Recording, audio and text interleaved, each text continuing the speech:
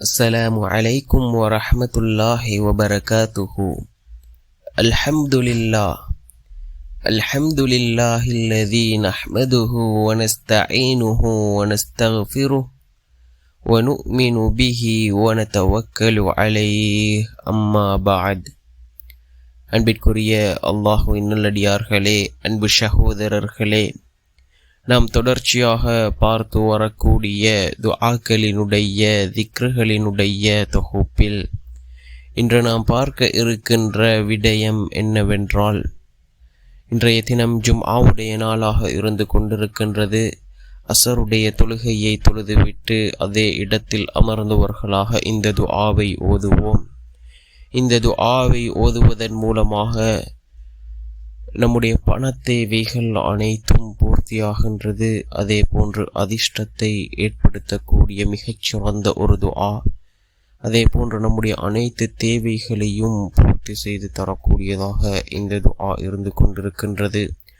அப்படிப்பட்ட மிகச்சிறந்த ஒரு துஆவை தான் நாம் இன்றைய வீடியோவில் பார்க்க இருக்கின்றோம்.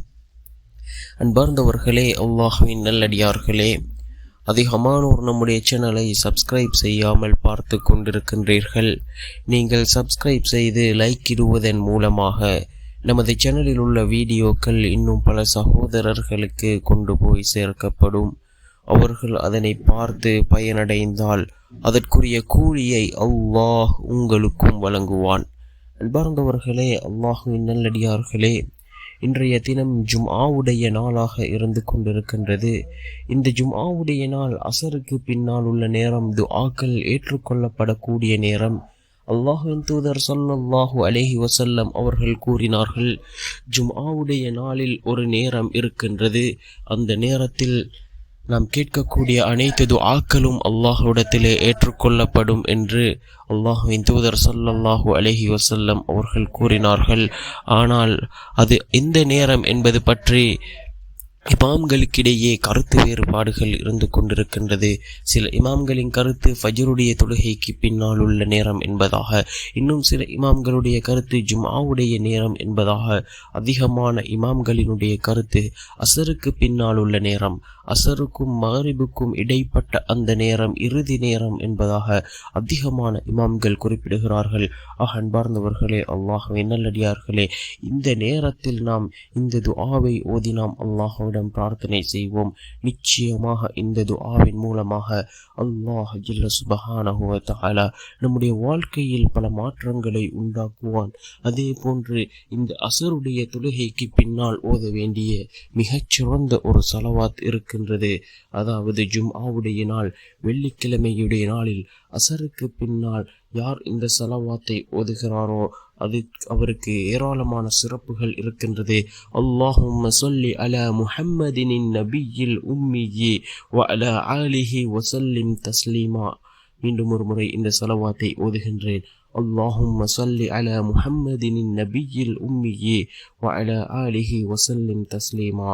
இந்த ஸலவாத்தை யார் ஓதுகிறாரோ ஹஜ்ரத் அபூ ஹுரைரா ரலியல்லாஹு அன்ஹு அவர்கள் கூறுகிறார்கள், ரசூலுல்லாஹி ஸல்லல்லாஹு அலைஹி வஸல்லம் அவர்கள் கூறியதாக, இவர் ஜும்ஆவுடைய நாள் அசருடைய தொழுகைக்கு பின் தொழுத இடத்தை விட்டு எழுந்திருக்கும் இந்த ஸலவாத்தை 80 தடவை ஓதுகிறாரோ அவருடைய 80 வருட பாவங்கள் மன்னிக்கப்படும், 80 வருடத்தின் நன்மைகள் அவருக்கு எழுதப்படும் என்று கூறினார்கள் ஸல்லல்லாஹு அலைஹி வஸல்லம் அவர்கள்.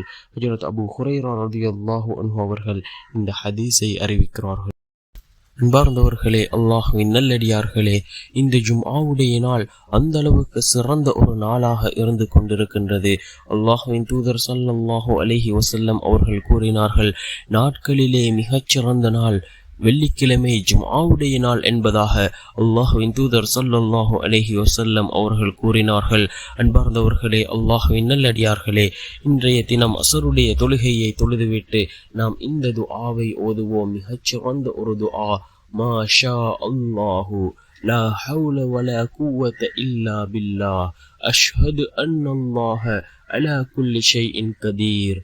மா ஷா அல்லாஹு லா ஹவுல வலா குவத இல்லா பில்லாஹ் அஷ்ஹது அன்னல்லாஹ அலா குல்லி ஷைஇன் கதீர். அல்லாஹ் நாடியது நடக்கும், பாவத்திலிருந்து விலகவும் நன்மை செய்ய சக்தி பெறவும் அல்லாஹுவின் உதவி கொண்டே தவிர வேறில்லை. நிச்சயமாக அல்லாஹ் எல்லா வஸ்துக்களின் மீதும் சக்தி படைத்தவன் என்று சாட்சியம் கூறுகின்றேன் என்று பொருள்படக்கூடிய இந்த துஆவை ஓதுவோம். இந்த துஆவை ஓதுவதன் மூலமாக நம்முடைய தேவைகளை அல்லாஹ் பூர்த்தி செய்து தருகின்றான். பணத்தினுடைய தேவைகள் பூர்த்தியாகும். அதே போன்று இந்த துஆவின் மூலமாக அல்லாஹ் எல்லா வழிகளிலும் நமக்கு உதவி செய்வான். நம்முடைய வாழ்க்கையில் அதிர்ஷ்டத்தை ஏற்படுத்தக்கூடிய மிகச்சிறந்த ஒரு துஆவாகவும் இந்த துஆ இருந்து கொண்டிருக்கின்றது. அன்பார்ந்தவர்களே, அல்லாஹ்வின் நல்லடியார்களே, இந்த அசருக்கும் மகரிபுக்கும் இடைப்பட்ட இந்த நேரம் மிகச்சிறந்த ஒரு நேரம். அதிகமாக இது போன்ற துஆக்களில் ஈடுபடுவோம், திக்ருகளில் ஈடுபடுவோம். ரசூலுல்லாஹி ஸல்லல்லாஹு அலைஹி வஸல்லம் அவர்கள் மீது அதிகமாக நாம் ஸலவாத் கூறுவோம். நாம் சொல்லக்கூடிய ஸலவாத் ரசூலுல்லாஹி ஸல்லல்லாஹு அலைஹி வஸல்லம் அவர்களுக்கு எடுத்து காண்பிக்கப்படுகின்றது. நாம் ஒரு தடவை ஸலவாத் கூறினால் அல்லாஹ் ஜல்ல சுப்ஹானஹு வ தஆலா 10 தடவை நம் மீது அருள் செய்கின்றான். அதே போன்று நாம் எந்த அளவுக்கு அதிகமாக ஸலவாத்துக்களை கூறுகின்றோமோ நாளை மறுமையுடைய நாளில் ரசூலுல்லாஹி ஸல்லல்லாஹு அலைஹி வஸல்லம் அவர்களினுடைய ஷஃபாஅத்தை அடைந்து கொள்ள முடியும். அதே போன்று இந்த நாளிலே அதிகமாக நாம் இஸ்திக்ஃபார்களை செய்வோம்.